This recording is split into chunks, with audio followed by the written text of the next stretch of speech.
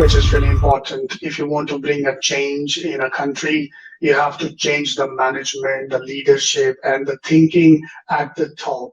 If you change your political systems, your politicians, your ruling class mentality, if you build women focus and women prosperity and women health care, women education and opportunities for women and the protection of women, things can change. So that's why we start our objective with the legislation. We sit with the governments. We discuss if they have infrastructure, they have legal frameworks. Is there any law which is an obstacle in the progress of women? Are they taking it as a priority as they give priority to the other sectors? Are they only busy in bringing investments in their country, or is really they are working on their social infrastructure? This is the most important point that we should focus on. So we discuss with governments, we sit with them, we negotiate, we try to find ways where women can be more, where women can get more opportunities in terms of all these sectors that I explained you, achieving like we want to focus on, we are focusing on women entrepreneurship. We want women to lead from the front, because already we saw that there are a lot of women and the proposition between men and women is changing. The challenges, the cost of living and the standard of livings are changing. So we need women to be self-employed, making their own money, not dependent on anyone, financially independent. So for that, we are focusing on women entrepreneurship. So we try to create those projects, we try to create those funds in collaboration of different stakeholders that can, where a woman can approach, either it's a seed capital or it's startups or it's moving into a next phase of SME. So we help women to get these funds without any hassle, not only the funds, even the expertise, because we know that for a SME startup, we need a very good marketing, they need a good website, they need to have some search engine optimization, because now business is moving on electronically. Even after COVID-19, the business styles has been revolutionized. So so we give them assistance as business plan, in which we cover the financial plan end to end. We see how the startup will look after 1 year, 2 years, and 5 years. So this is really, really an amazing effort by the foundation, which women, already more than 1,000 women across the globe has been benefit from this effort, and this process will continue for a long period of time. So we feel that not everyone can be a self-employed or entrepreneur. I mean, there are different mindsets. Some women want to lead from the front. Some want to be a part of an organization where they can contribute their role. So equally, it's important to create entrepreneurship with employment opportunities. And this is actually vice versa when you create an entrepreneurship for a women. So, I mean, a small setup, you can see they need an admin, they need a small secretary, and as the business will grow, they will need sales team. So 4 or 5 people employment will generate. And this has a multiplier effect. If there are women who is across the globe, and if we know that US economy and any economy is totally dependent on small, medium enterprises, SMEs, startups, and the seed businesses who are just in a conceptual stages, because it creates a mechanism of economic development, and ultimately it grow up your GDP as well. The developing country women, which is living below the poverty line, or they are not as educated as they should be, because governments didn't focus on their free education, they didn't excite them to study, it was their role, but they couldn't do that. So the women couldn't prepare herself for her future challenges to add contribution in the society through the job placements or the work experiences. So what we saw that in developing country, agriculture is always a big sector. So we try to produce a project which will be around the agriculture sector. This sector we will place, and their women will be first trained, kept, and uplifted in terms of serving that employer better way. So it will be a resource skill enhancement plus followed by a job. So agriculture is really bringing a lot of employment for people. Manufacturing is really important. Manufacturing has sometimes there are industries where you need a female hand, which is mostly tender and required for picking, and especially in cotton and other industries. So where women is really needed, if we skill them and we give them an opportunity to work, so at the same time we can enhance their skills, and on the other hand they can get a job. So agriculture, manufacturing, tourism. If you go to China, for example, you will see most of the tourist guides, the Chinese girls, they are speaking a better English, and they are the one who is actually giving you a tour assistant. So tourism can also be a very good sector. And there are livestock, there is dairy. These are all where we can plug in the women who is technical, vocational, and of course, if the woman is high-end, more skilled-oriented, we should bring them into the top management. And where the issue, as you know, that most of the women are not CEOs in the high organizations, still man-dominant management. So there is a gender balance discussion, of course, related to it. So in terms of job creation, of course, every job requires education. So what we have an objective is that every government should make sure that their women, kids, female, at least, I mean, it's ideal that they can do it for a male and female kid as well, but let's focus on limited resources. We can focus on female education, because we believe that if a female is educated, you educate the whole family.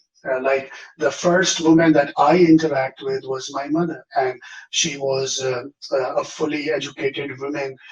She taught me English, she taught my language, and she gave me a vision that we have to study and grow and then contribute to society through our efforts. So if imagine, like, if my mom is not educated, she can only give me a love, but she cannot give me the things that is required for upgrading, progressive technology, innovation, creativity. This is really important that we educate our women.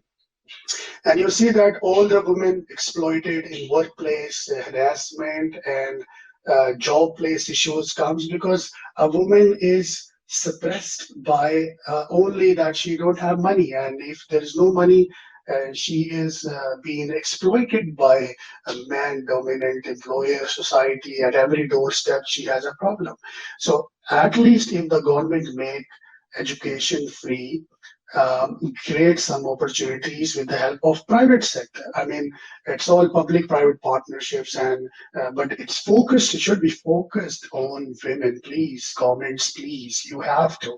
I mean, there was an age when there was no communication, no satellite, no television. Now it's pretty simple. I mean, you have to compare yourself with the best in class. If any country is taking a lead, why they are taking lead? Why can't you? So the women education, getting a free education. I mean, as the girl come in this world, as we register a birth certificate, her schooling, her college, her PhD, or whatever she want to do, please, this is really important that you understand that a woman education can bring peace, harmony, prosperity in this world. An educated man, an educated woman combination is perfect. Women population is growing, and women want financial freedom. This is really important that we should make infrastructures, funding, and legislation related to free education for the girls. Healthcare is really important. A lot of women are giving birth on the roads, in the tents. Half of them are dying. This is a miserable situation in some developing countries. We need to do something for healthcare. This is humanity. How can we ignore these things? This is really not I mean, not humanistic. I mean, everyone is thinking about how to increase the GDP, or what is the rate of dollar, how to convert the currency, how to fix the fiscal deficit, how to do the current account surpluses. But no one is talking about healthcare, free healthcare, availability of doctors, availability of medicines. In order to protect a woman's life is really our responsibility as a man. I mean, especially those countries who are Muslim countries. I mean, they should know their Prophet Muhammad, peace be upon him. He said that a man is responsible for a woman, protection, education, and health, and anything that she lives with. It's a concept of this is the way Islam protect a woman through a man, that a man has to do a work for a woman, happiness, pleasure, healthcare, and all that things. This is really important. Please come to your objectives, look at yourself, that how much you are thinking when you sleep, before every night. Did you ask this question, that have we make a change in a woman's life today? Did we do something which will give them a better healthcare, a free education, and an opportunity for job or opportunity to work? This is extremely, extremely important to build a woman, because building a woman is building a nation. If you see United States, if you see United Kingdom, they are advanced, they are good, because women is equally shoulder by shoulder standing with a man and trying to do what they do at their best. So the combination of men and women is really perfect. We need to come out of old traditional mentality to throw women inside the home and let them die. No life. This is not is a right approach in any religion, any culture. Please look into, and this is really important.